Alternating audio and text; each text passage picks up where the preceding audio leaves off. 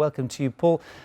And it's a similar kind of question to you in the sense that Amadou Ba, who has conceded defeat, originally was extremely defiant, had the backing of the outgoing president, seemed pretty confident of being in the running and pushing this to a further vote. So does this mean that this was a surprise result?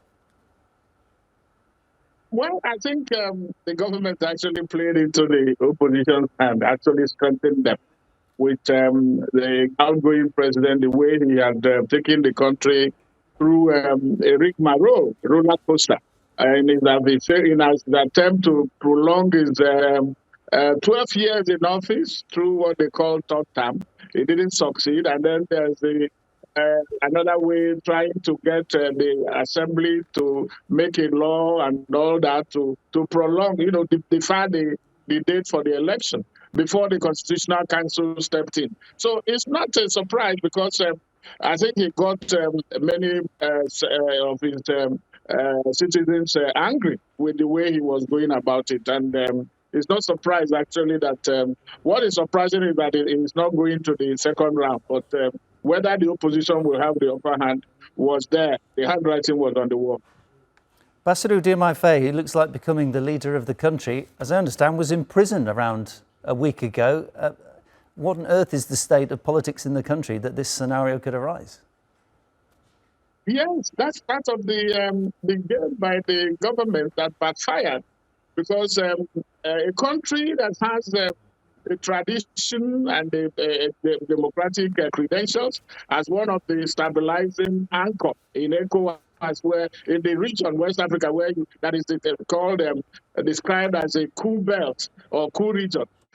Senegal had covered itself in glory until, some years ago when 3 years actually that Macky Sall came up, President Macky Sall came up with this third-term misadventure. And so it has failed. And now the opposition is laughing, having taken, having the last laugh.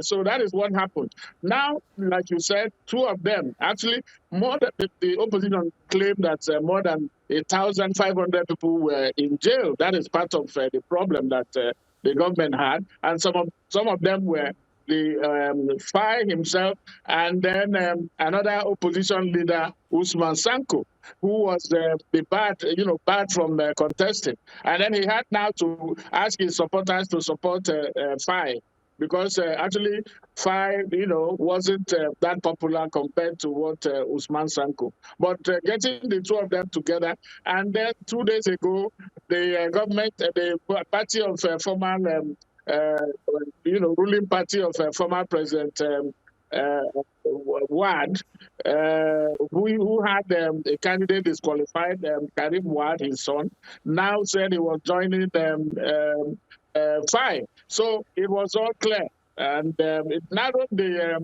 the strength of the opposition. Because I think what Macky Sall was trying to do, having noticed that Amadou Ba, the former prime minister, didn't have much support, was to change him. All this delay was to change and have another candidate. But this didn't happen. And then they have just having a bloody nose at the polls.